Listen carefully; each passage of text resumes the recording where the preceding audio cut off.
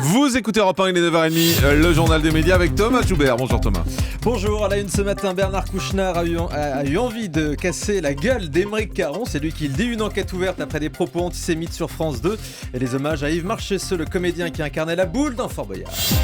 Et on commence donc avec Bernard Kouchner qui revient sur son clash avec Aymeric Caron samedi soir dans On n'est pas couché. On vous en parlait hier matin, l'ancien ministre a été malmené par Aymeric Caron dans l'émission de Laurent Ruquier samedi sur France 2.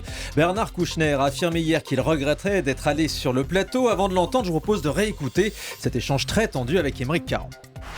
J'ai pas fait de rapport pour Amar Bongo. J'ai fait la sécurité sociale dans un pays africain. Vous dites des saloperies, Bon, bref. j'en ai marre. D'accord? Je peux finir, J'en ai marre. je peux finir juste de dire, Non, on a un vous pouvez pas sentiment. finir. Peu importe, Non, mais vous avez le droit de vous défendre. Je dis juste que votre image a été vous pouvez troublée. pas finir. Votre Vous image a dites été n'importe troublée, quoi, peut-être. vous avez vu des clichés.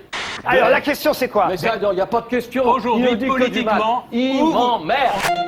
Il Ouais. m'emmerde. Ouais, c'est clair. chaud. Alors, invité de Guillaume Durand hier sur LCI, Bernard Kouchner est revenu sur ce clash avec des mots très durs contre Aymeric Caron. Écoutez. Je crois que c'est pas bien de provoquer les gens de cette façon. Ça crée dans l'esprit du public, évidemment dans l'esprit aussi des protagonistes, une espèce de combat de coq stupide.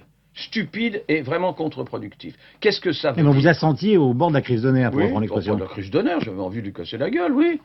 Enfin, vous vous rendez compte, j'ai fait que du mal dans la vie, moi.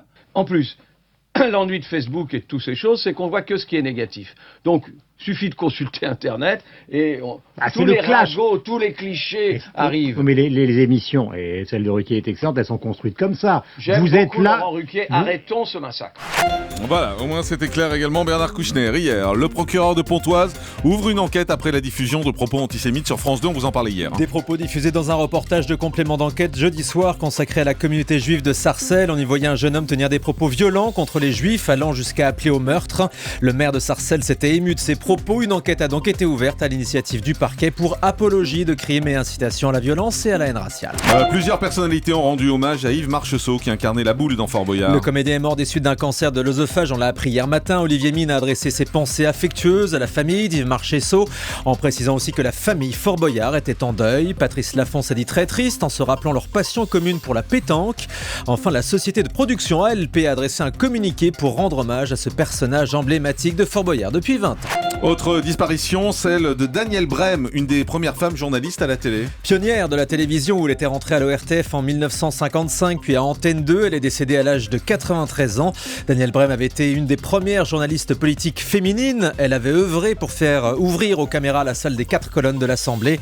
Claude Barthelone, le président de l'Assemblée nationale, et François Hollande lui ont rendu hommage. Ah, je me souviens d'elle, je la regardais quand j'étais petit à la télé, moi. Vous Oui, aussi, mais elle Julie continue, elle était encore en activité. Elle nous, était il encore me à l'Assemblée, semble. alors Bah je sais oui, pas oui, ce qu'elle oui. faisait, mais c'est vrai qu'on la voyait Même souvent après sa retraite, Ouais. elle continuait de fréquenter l'Assemblée Exactement, nationale. dans oui, les oui. couloirs. Ah oui, on se effectivement. souvient d'elle, bien sûr. Roselyne Bachelot a refusé de participer à Danse avec les stars. L'ancienne ministre et chroniqueuse de D8 l'a révélé hier sur le plateau du Grand 8. Elle a été contactée par la production de Danse avec les stars pour être candidate dans une précédente saison de l'émission. Roselyne Bachelot avait d'abord cru à un canular. En revanche, la chanteuse Larousseau affirme à nos confrères de Télé Loisirs qu'elle aurait aimé, elle, faire Danse avec les stars, mais qu'on lui a jamais proposé. Ah, la vie est mal La vie est faite. mal faite, effectivement. TF1 pourrait fermer sa chaîne Stylia sur le câble, le satellite et la DSL. Une chaîne dédiée à l'art de vivre. Selon BFM Business, la chaîne ne bénéficiera plus de la redevance de CanalSat fin décembre. Un gros manque à gagner pour le groupe TF1 qui pourrait donc décider de fermer cette chaîne. Ce serait la troisième après TF6 et LCI. Le président du CSA opposé au retour de la pub après 20h sur France Télé. C'est pourtant une des demandes de l'actuel président de France Télévisions, Rémi Pfimelin, mais pour Olivier Schrammeck, ce retour de la pub en soirée sur France Télé mettrait en difficulté d'autres chaînes compte tenu de l'équilibre actuel du marché publicitaire. C'est notamment une des raisons qui a poussé le CSA à refuser le passage de LCI sur la TNT gratuite. Et toujours à propos de publicité, le CSA met en garde Canal+ pour des dépassements publicitaires. L'année dernière, Canal+ et ses autres chaînes ont dépassé le temps maximal de publicité horaire à plusieurs reprises.